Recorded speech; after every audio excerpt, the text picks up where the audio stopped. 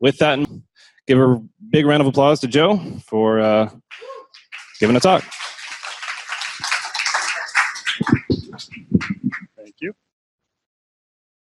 All right, so I'm Joe Zack. I'm a longtime developer. Do a little podcast called Coding Blocks, and talking to you today about search-driven applications with a big focus on the Elastic Stack.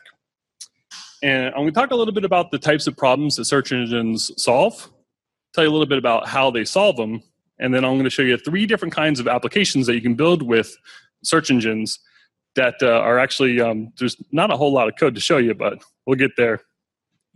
And hopefully at the end of the night, you guys are going to go home and you're not going to be able to sleep because you're so excited about search. And you're going to wake up tomorrow and go do some applications and cut me in, right? So first, a little bit about search, kind of in general. It's a major core tenet of like modern usability, right? Like your phone, like can't really make a phone call anymore without searching, right? What about what you're going to watch on TV? What about buying your dog food on Amazon or whatever else weird stuff you're buying on Amazon?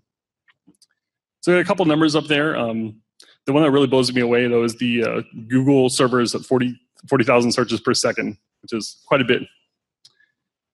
And I don't know about Google. I did work at Amazon, and I can tell you that I work for a subsidiary, and all the subsidiaries kind of banded together, and we all were heavily invested in search, particularly in Elasticsearch, and so that's where most of my experience comes in.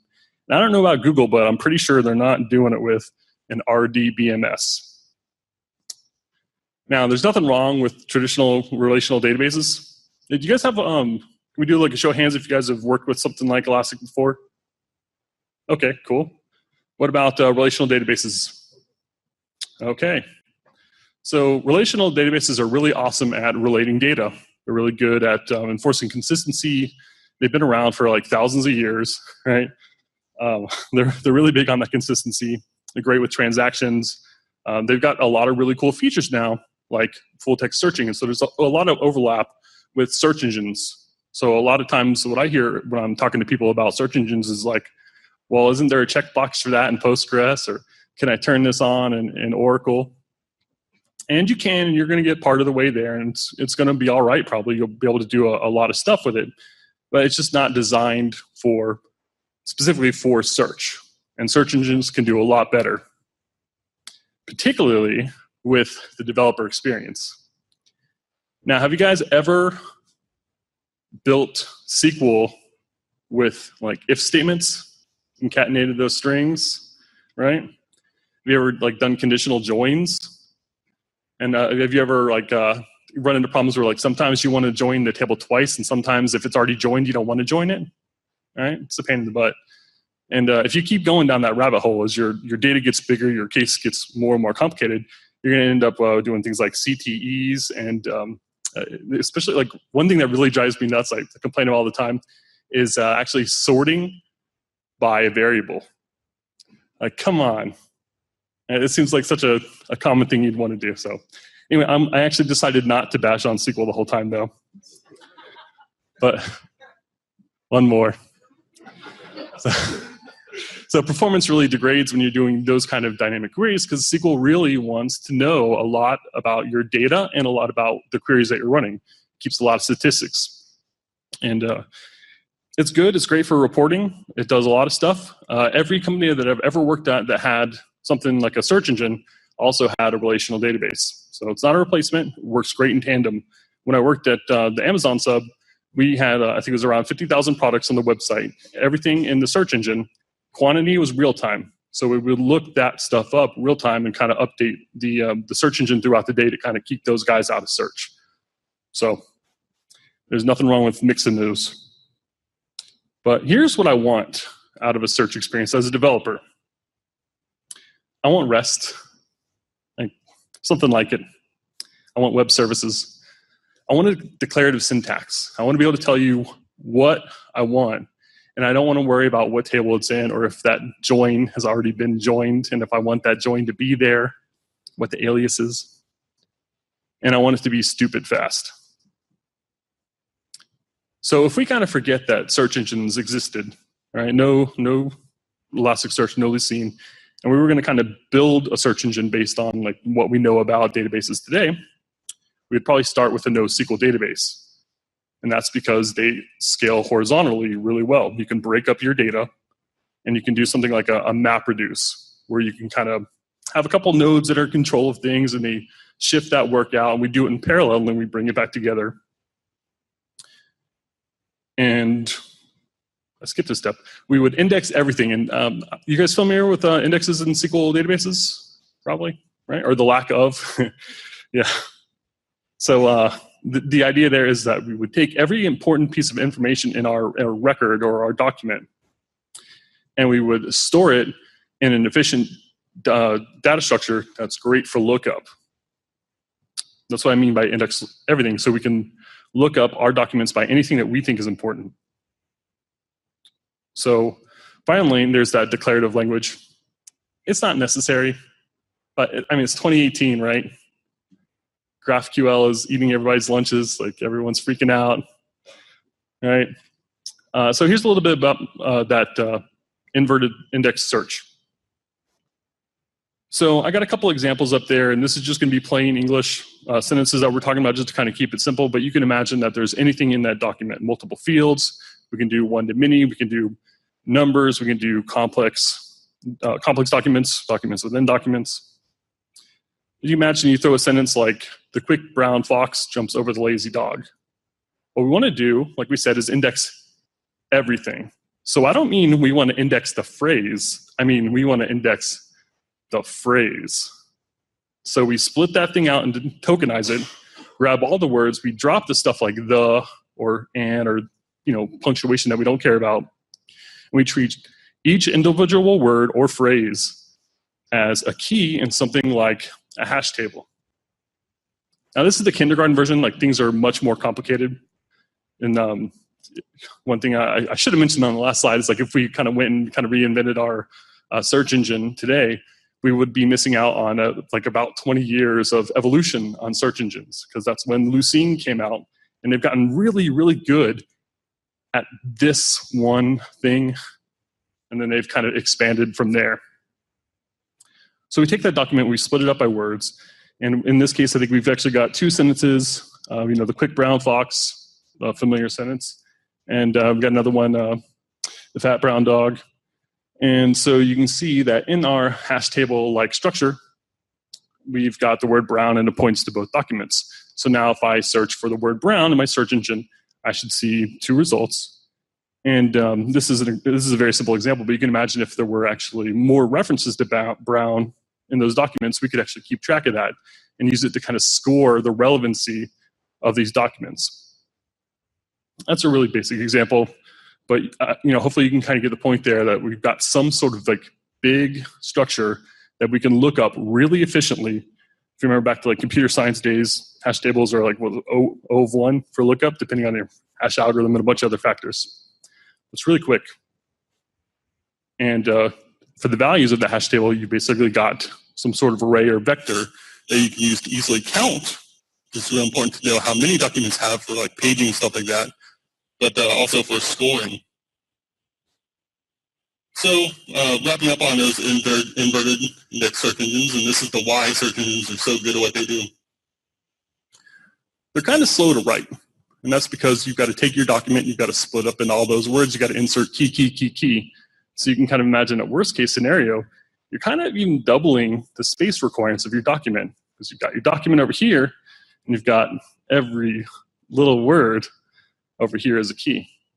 You can imagine as you grow your data size that's going to get better, right? Because if you're, say, doing a full library, then you're probably got the word fox or brown or dog in there already. So it's really fast to read because of those efficient data structures, and it's really fast to count results. And because we index and we count the number of references when we insert, it's really fast to get those counts back and rank things. Scales really well horizontally. It's really fast. And the scoring. I mentioned dropping the. There's a lot of other stop words, particularly in English, but other languages have their own versions of stop words, and so it's kind of nice to be able to select your language and not worry about that. Phrases are really interesting. I'm not going to go too deep on any of this stuff. There's a lot of stuff you can do, particularly with phrases and things that you want to be searched together and stay together and be ranked together. And this is part of that like 20 years of evolution that you'd be missing out on if you invented your own solution. And this is the stuff that those SQL databases really kind of fall apart on. They're not good at slicing and dicing this stuff because they don't store the data that way. They're used to breaking everything apart. And in a traditional, relational database situation, you're going to have that stuff normalized, and then you're going to be putting it all back together whenever you need the data. If you're talking about data warehouses or OLAP, something like that, those guys are really organized around reporting. And it's not so good for breaking up individual documents and searching for things like phrases or ignoring those stop words or having synonyms. I'll show you an app here in a minute where I set up a couple synonyms for things that people would commonly type. Like .NET is a big one in my app. It's an app for programmers. Do you type period NET or dot space net? Right? So I want those all to find the same documents. Stimming, we can handle pluralization, conjugation. Search engines are really good at typos. And I threw numeric stuff in here too. It's over my head, but there's a lot of really cool stuff you can do because search engines are really getting into the APM space or application performance monitoring. So it's really important for them to be able to filter and do cool things with like logarithm searches because they want to be able to detect those anomalies really easily. So we're getting up to the demo here. And want to talk a little bit about kind of the competitors. And there kind of aren't any. Elasticsearch is the big dog by a wide margin. Solr is probably twice. Both of them are actually built on Lucene, which is that library I mentioned that was written back in 1999, has been evolving ever since. Elasticsearch really excels for two reasons, which I'll get into. The cloud providers, they've got their own thing going on. They've got Cloud Search, Azure Search, and those guys also work, and Solr all support what we call a simplified Lucene syntax. Just you guys remember those old like URLs used to see, back in the 90s, like question mark key equals something ampersand, keeps going. So Elasticsearch supports that as well, but it's also got a really nice advanced JSON API. And like Alex said, the documents are fantastic. It gets really advanced, but ultimately it's just JSON. So constructing this as a programmer is really nice. So this is just a simple example of like a little geofence where I want to say like, show me stuff in a box. You can do custom shapes. You can do all sorts of weirdo stuff that I know nothing about. But I thought it was kind of a cool example of the kind of stuff that you can do really easily. And I don't know about, an OLAP situation, but I know what like writing the SQL for that would look like, and it's not very pretty unless you've got a database that's got some really cool features. And if you can actually get your customers to upgrade, that's another consideration there. Things do get really complicated. We talked about my simple example of kind of looking up the words. Well, think about what it means to say exclude. In my example of taking document, splitting up into words, how do I say, give me all the sentences that don't have a word? I don't know how they do this, but they do it. So as a programmer, it's really nice that I can say must not, and Elastic just does it. So that was the first reason why Elastic is really king of the hill as far as search engines. And the second reason is that Elasticsearch is backed by Elastic Company, who's sponsoring this event tonight.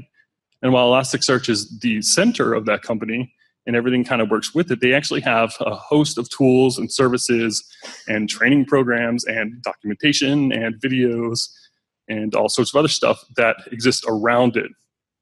And Elastic Company is, I believe, a for-profit company. I don't know if that's, maybe, should fact check me there.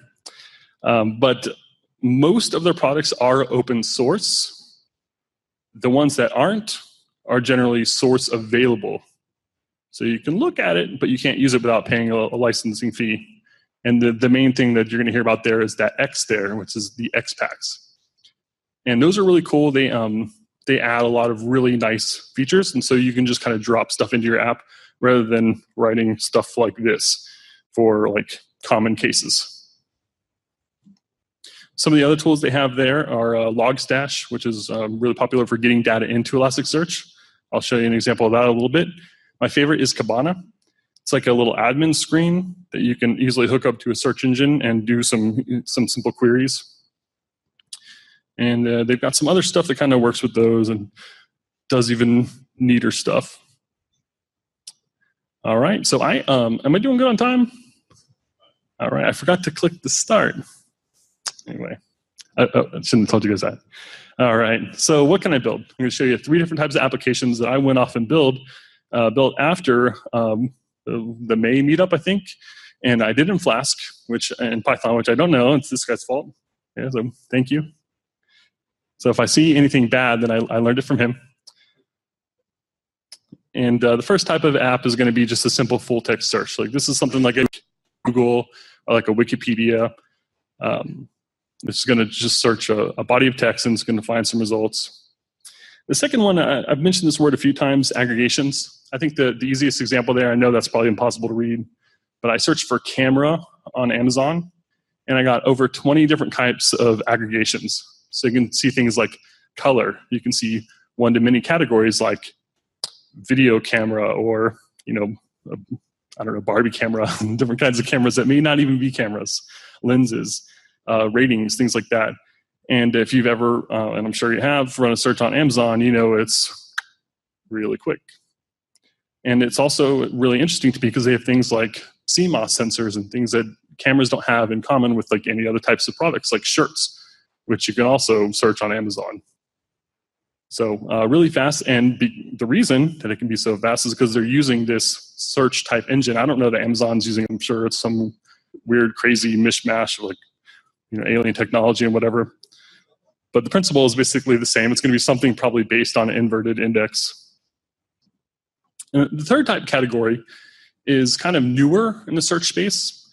It's something that companies have really been getting into, I would say, the last 10 years, which is, doesn't sound so new. But, I'm trying to catch up. So much new stuff coming out all the time. But we call it APM, or Application Performance Management. You guys ever seen Prometheus? Okay, so this is a screenshot from Grafana, which is like a little add-on, would you say? Or they kind of come together, though. Anyway, it just shows a lot of kind of real-time charts, or close to real-time charts. And the deal with that is, at some point, someone said, we're really good at getting these numbers. We're really good at kind of slicing things up different ways. If we threw a timestamp in there, then we could do some interesting graphs. And we know that inserts aren't very fast. That's not the strength of search engines. But they're not so bad at it either. They're just comparing to relational database systems. I did this, I made this slide like 2 months ago when this was like super funny, right? So I appreciate the laughter. I thought I was so clever. I'm glad you guys still remember. So my data comes in via Logstash. For most of these apps, I won't bore you too much on the details. I'll try anyway. Logstash goes into Elasticsearch. I've got a Python, a couple Flask apps there that pull from Elasticsearch. They don't know anything about Logstash. I do have XPack hooked up for APM. It's one of their packages. And so that's actually taking stats from my Python apps and things like CPU, memory, but also really interesting things about like Flask itself. Like, so I can see page requests and stuff like that. And so even though I'm telling you that I'm showing you 3 apps tonight, it kind of implies that I built all 3. But the APM stuff was just kind of covered. So I figured, hey, what the heck? We're all friends here, right? Finally, that K down below, that's going to be the administration screen where I really recommend spending a lot of your development time when you're first getting started.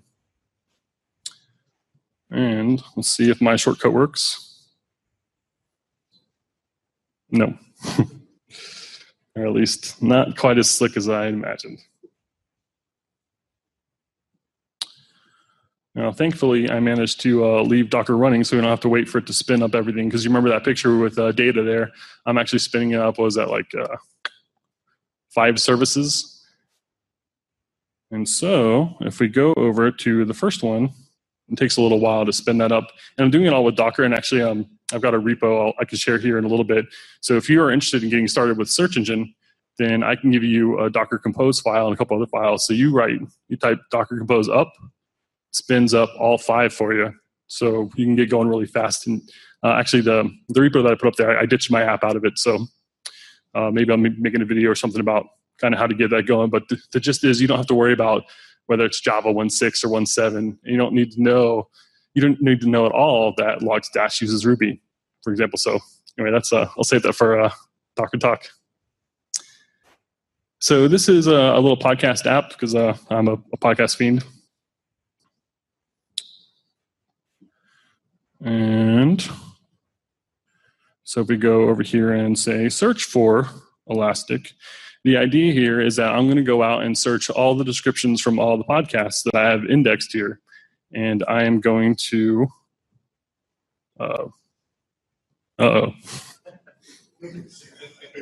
That's what, yeah, it was really quick. That's interesting. Well, let's try something other than Elastic.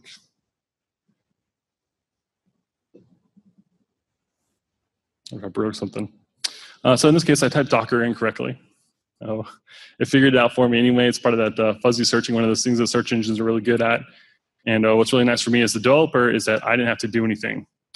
And I'm going to spend a lot of time in this kind of section of the talk talking about how I didn't have to do anything. And I'm going to spend a lot of time not showing you very much code. That doesn't mean that Elastic doesn't have a lot of stuff you can do with it. I kind of mentioned those documents or documentation is crazy. The amount of filters and the levels of complexity you can get to when you're like joining multiple queries together, and it just gets crazy. But for me as a developer, it's really simple to just say, "Hey, go find Docker," and of course we can play and queue up episodes. Do you guys remember Winamp? Isn't that awesome? So anyway, I'm a big fan. So this was a demo actually. And I got a little distracted with the rest of my demos for this talk because I showed a few people this and then we kind of went and built this. So this is actually up running at terrible name, QIT. We get like QIT. Terrible name. But over here for sure, unless anybody broke it, yay. So this is a search different application. It's basically the same thing. You can queue up episodes and whatever. Oh. So kind of cool. You can listen on your phone. But anyway, that was the gist there. So I want to show you what the actual code looks like for this. That's not true. I'm not actually going to show you the code for it. I'm going to show you Kibana. So Kibana is that administration piece that I mentioned. And if we go over here to DevTools, like it keeps track of the commands that you type. It gives you like a nice REST interface so you can do really simple things like deleting your index and creating your index, which is basically defining a schema, which is another thing that actually Elastic is really good at figuring out the schema for you. If you want to skip that, that's fine. But you can see some of the queries that just kind of as I was working on these demos that I would work on. So I might do something like, let me try not to delete it. So if I want to search Docker, then I've still got that query up there. And you can see this is really simple. Like this is something you could easily do in a SQL database, right? Or you just, search, maybe do a like on both sides. Fuzzy's a little weird. You can turn full search on, full text search. But it's really nice that you get all this information back. It's really quick. And it's really nice to be able to kind of work in JSON, I think. So there's a problem. I'm looking by title. It's not including the description. Oh, anyway, let me show you what the actual Python looks like for that, because it's kind of crazy to be.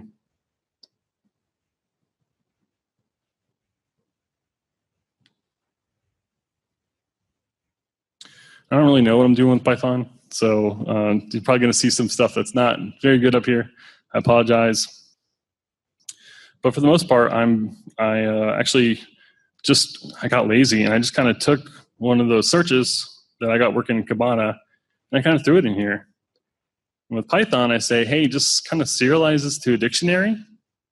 And then my code, I just kind of tweak that dictionary based on the parameters. So if you wanted to kind of exclude shows or include shows or something, then I'm basically just going to mess with that here. And I mean, this is my search engine. If you've ever built a search engine in a company, and you know it's probably like, I don't know, 18 different related stored procedures and like a bunch of, back-end code and then, yada, yada. So I'm really impressed that it's so simple.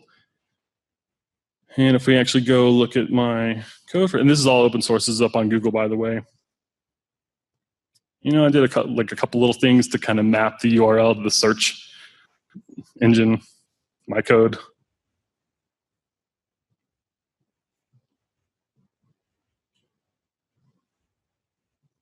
I don't remember where it is anymore. The problem is I did this code, I was so excited after the meetup here. I learned about Flask. I went and did this all the next day, and then now I don't remember any of it. Oh, yeah. So this one's just really simple. So basically all I do is just kind of get the stuff from the URL, then I do the search, and then I do some stuff for the paging, which you probably can't see unless I search for something really big. And paging is really boring anyway. So instead I'll just show you another app. So this one I did a little bit more exploring on the aggregations angle. So any board gamers here? Yeah, all right. So if you want to make a board game website, step one, scrape Board Game Geek. I didn't put the code or the data up for that. That's not how I did it, right? But I got some data from Board Game website.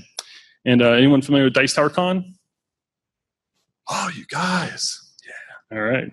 So Dice Tower Con is a big conference that happens in Orlando every year. And they have a big game library. So you go and you can go and check out a game and go take it and go play.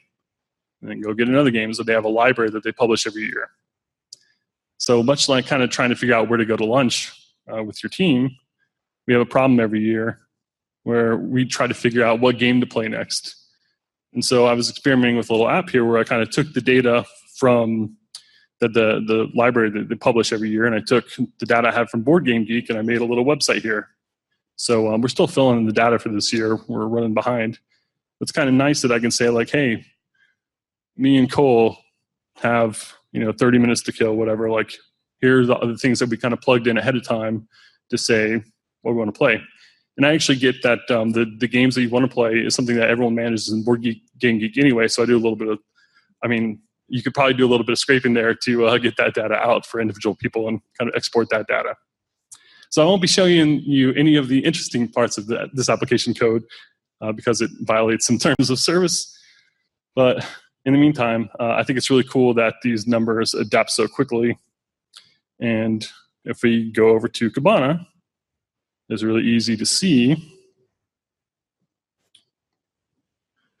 If I still have it in my history anywhere, yeah, this looks like it. What it looks like to kind of say what those aggregations look like. So mechanics, I know it's all really small, but that's that thing like area of control or dice or deck building or something, or you can kind of click and see all the games in that category, and you can see them over here on the left. I don't really know what those are. I didn't know how to kind of sort it, so I just said, hey, just kind of give me mechanics and order them descending. Now, like the ratings, I wanted to be a little different because I wanted you to be able to say 5 and up or 6 and up and 7 and up, right? It didn't make sense to me to say let's click the 6 to 7s and the 7s to 8s and whatever. So I gave Elasticsearch a little bit more input there. And the time ranges, I got a little creative on what I thought were kind of sensible buckets. But this is the code for my website. And the code for the podcast app and the board game app is pretty much the same because all I do is take a base template. We go back over here.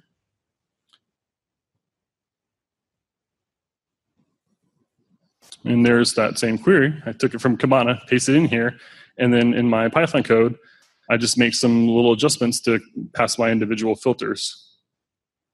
And you can tell I'm a backend developer because the whole page refreshes every time you click.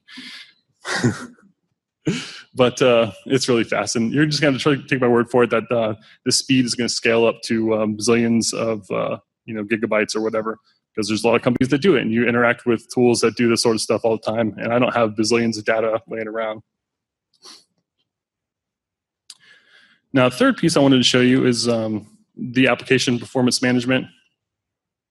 And I didn't get as far with this part as I wanted to. This is really, really weak compared to something like Prometheus. What they provide, it doesn't compare to that screenshot you probably saw with like 14 different graphs. It's got a lot of the same data, but it only supports a limited number of platforms. Luckily, Flask was one of them. So it's cool. And I am calling this an app. It's kind of cheating. But it's kind of nice to have your backend built for you for a lot of things. And there's a lot of stuff actually just in Kibana in general that makes it really easy to kind of make your own dashboard. So if you want to see things like, like how many categories you have, or how many players, or how your data is kind of split up, then you can do that sort of stuff in here, and it's just really sharp. So I'm kind of counting Kibana as my third app. So sorry about that.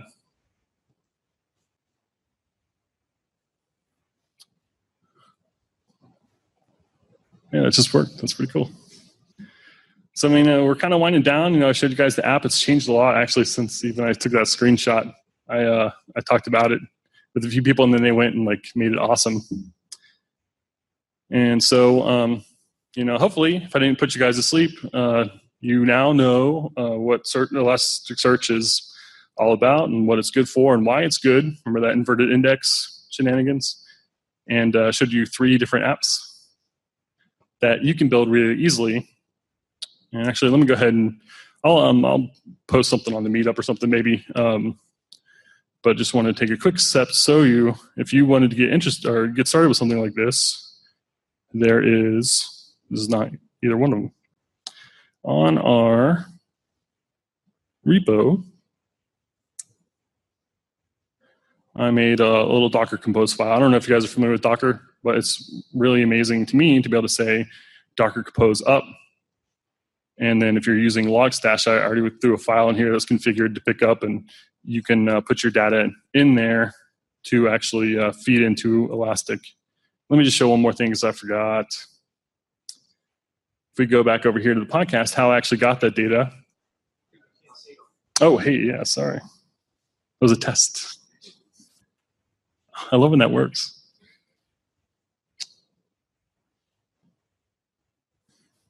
So this is probably where I spent most of my time. It's finding some of the shows that I listen to and finding their URLs and kind of pasting them in here. So I got a synonyms file in here somewhere, the .NET thing. But I mean, for the most part, I basically found a plugin, which I configured via Docker. And that's, I say configure. What I really mean is, I run the one-liner from the website because the documentation is really great. And I, hook up my RSS feeds, and I say, hey, throw it in this index. And in this case, Logstash actually figured out the schema for me, so I didn't have to do any of that. So I basically just ran this file, ran Logstash. Everything was configured thanks to Docker. And then I was in Kibana, playing with my buckets. So that's it.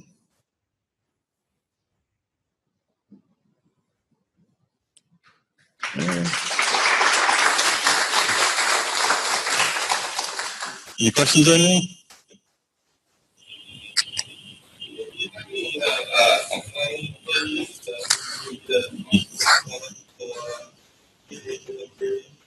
I'm having a hard time hearing you. There's a little cube or something. Yeah, I left it behind though. Sorry. Here, can you repeat the question? Yeah, I was just asking about performance. Do you have to do anything like an explain, or did you ever need to, since everything is indexed, do you need to do anything like explain to kind of troubleshoot anything like that? Like a query optimizer type thing that you do in SQL? Okay, so I've never had to do anything like that. I don't know if there are any tools for that sort of thing. I'm sure that's the kind of thing that the Elastic company would love you to contact them about. They've got a services team. But as far as I know, I don't even know how you really tweak that stuff. I've never had to. And of the teams that I've worked on have used it, and also the other teams that I've got to interact with, working at the Amazon stuff. It's things like diapers.com, and they've got a ton of companies we'd all kind of get together and talk about search. None of them had to do anything like that. We have. It's the same thing actually. There's an explain API that you can use. Yeah. take some notes.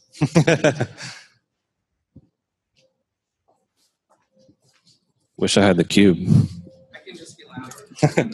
It'll be better for the recording, anyways. Are you with us? No, no.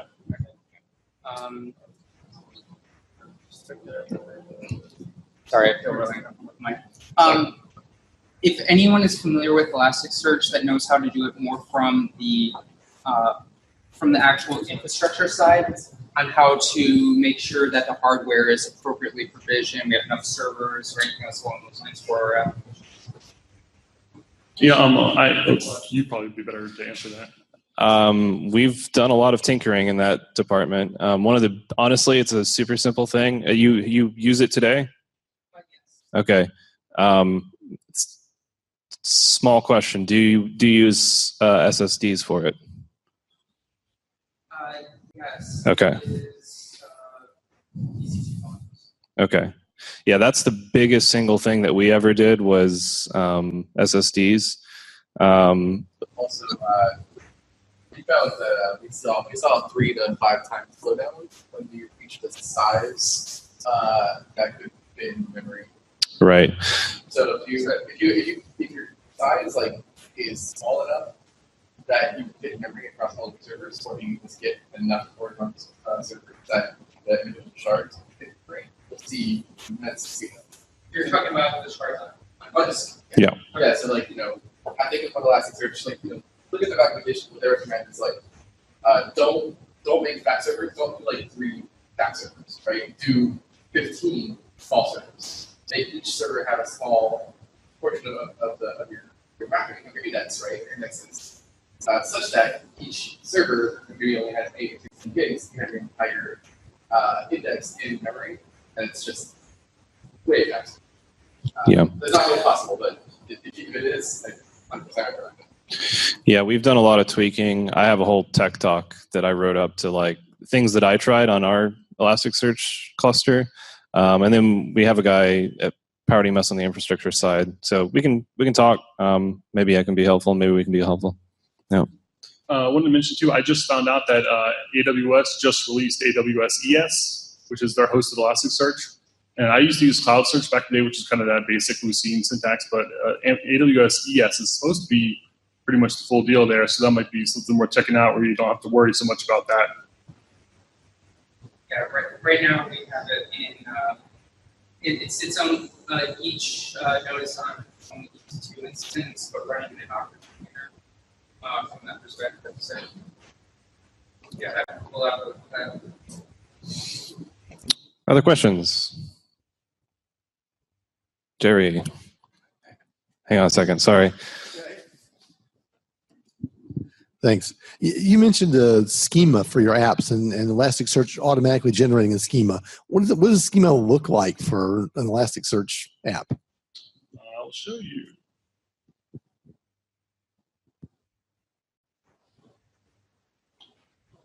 That's the wrong button. So I think up here near the top, this is the only schema that I created for basically for these apps. But in this case, there's no tables, there's no joins. It's really simple. And what I did was create a schema for the index, which you can kind of think of as one big table. And it defines different columns a little bit. So the data types are really simple. I think the only kind of big confusing one for me was the text first keyword. And that just deals more with for something my board game app where you do dice rolling, then that's going to be a specific term. People aren't going to be typing that in anywhere.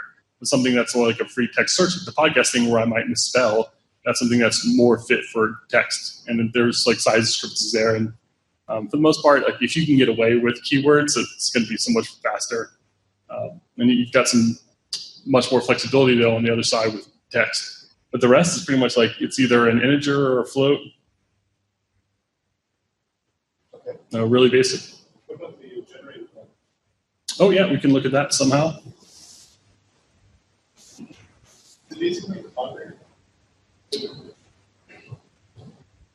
Something. Oh, that's okay. All right. So does anyone know how to do that? I know it's in here somewhere. But Yep. did a slash your index slash format. Question. You say slash index? Slash your index with your index. Okay. And then slash format. And question marks. This is awesome, man. We've done this a lot. Yeah, we've done this a lot. I didn't know, man. I could have researched more. So that's pretty.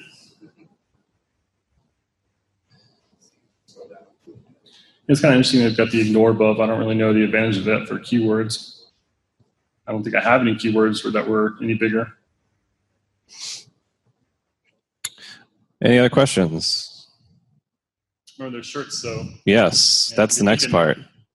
Yeah, I hope you. Yep. I can come up with 1,000 questions.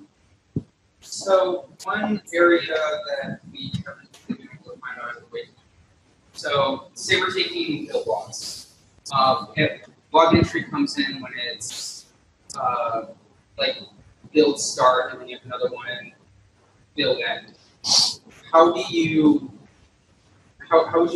format a question? This might be. How would you format a query to say the difference between these two based off the ID? So, for example, build times, trying to get an idea of where, like, how long you're building. Mm-hmm. So let me see if you want to know basically how long something ran. Okay. Yeah, I mean, I think that would probably fall under. They have an aggregation syntax. I think you would probably do it there, but I would have to agree with him. I've never done that. Maybe I have. I don't know. But another getting into that, so that's one of the big things that like Splunk kind of came along like a while back, and that was like one of their selling points. It's like, hey, you can do really kind of advanced stuff like that, and you can really do a lot of interpolation about your data. I don't know if Splunk is built on Elasticsearch, but it's going to be something like it. So I think that Elasticsearch is really trying to get into that space. They actually just bought XPack, I don't know, a little while ago, and they're aggressively pursuing that APM kind of angle. So they're really hot to trot about that. And I think that's the types of questions that they're trying to get to be able to answer. I just don't know how like mature it is now and what's available and how easy that is. I think that would be a pretty miserable query to write, I think, and like from what I know. But I think those XPacks kind of step in to like simplify some of those things where like that's got to be a common use case for like the APM type of thing. And so I got hope that there's something there for it, but I don't really know. I know, like one solution I have found that works, but the reason why I asked is better. There is a log stash filter plugin is added that would in theory hold the two pieces. But I wasn't exactly confident on it, so. Yeah, I'm not sure, but yeah. Just trying that out. Yep. I know we're using Kafka a little bit for monitoring some databases. We're actually streaming some data in, which has been really cool. And we're doing a little bit with Logstash, but we are doing things like that to look at particularly the interval between events, but we're still doing that on the SQL side.